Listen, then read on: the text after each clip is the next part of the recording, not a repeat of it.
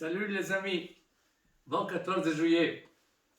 Aujourd'hui, on célèbre la République, mais surtout les Françaises et les Français. Pour le faire, quoi de mieux que des icônes de la France, la Tour Eiffel et le champagne. Ici, ils sont réunis en une seule œuvre d'art, le champagne Prince Tour Eiffel de la maison de Venoge. La Venoge est une rivière de la Suisse.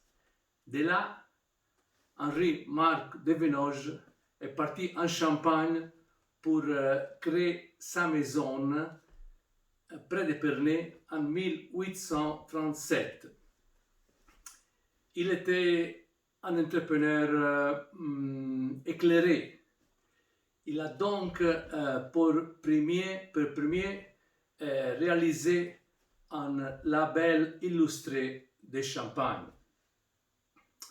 C'est grâce à son fils Joseph de Venoge qu'en 1851 a été créé le champagne Cordon Bleu, le champagne emblématique du style de la maison, avec ses arômes délicats et les perlages vifs. Le cordon bleu représente la rivière Venoge et un ordre de la monarchie française. Plus tard, en 1858, encore une création exceptionnelle, la cuvée de Prince, en honneur de Prince d'Orange. Cette cuvée a ouvert le marché international à la maison de Venoge.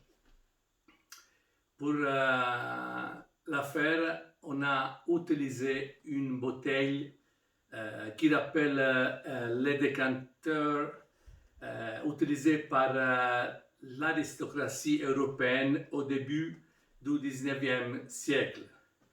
Cette bouteille est encore utilisée pour les cuvées les plus prestigieuses de la maison, comme celle-ci, la cuvée Prince Tour Eiffel.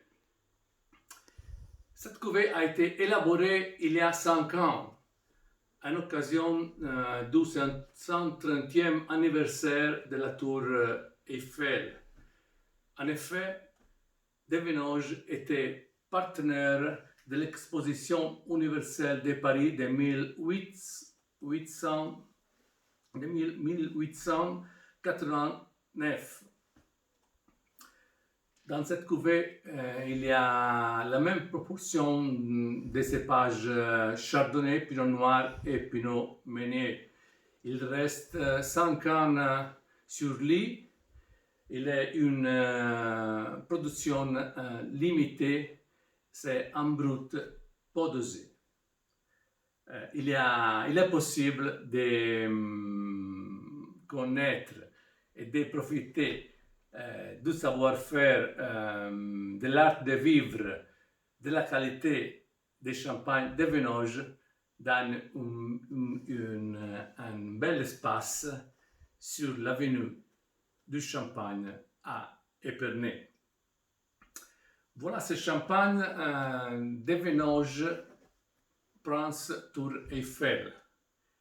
La cuvée a une couleur presque dorée, brillant, avec une bonne intensité, un perlage vif et persistant.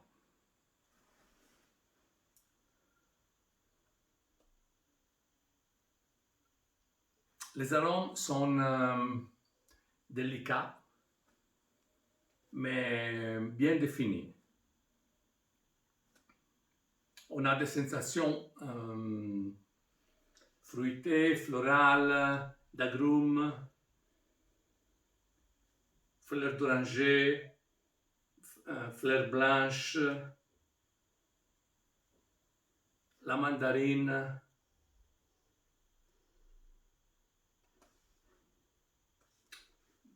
d'autres fruits, des agrumes. On a des rappels d'agrumes et encore des notes d'évolution sur les pains grillés, les fruits secs, voire des sensations doucement mielées.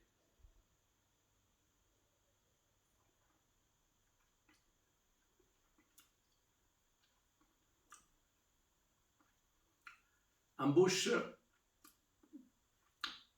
on trouve une belle correspondance aromatique, mais on a plus d'intensité, une intensité très satisfaisante, dans laquelle nous trouvons encore des fruits, mais cette fois plus mûrs, la zeste d'orange, la mangue, la pamplemousse.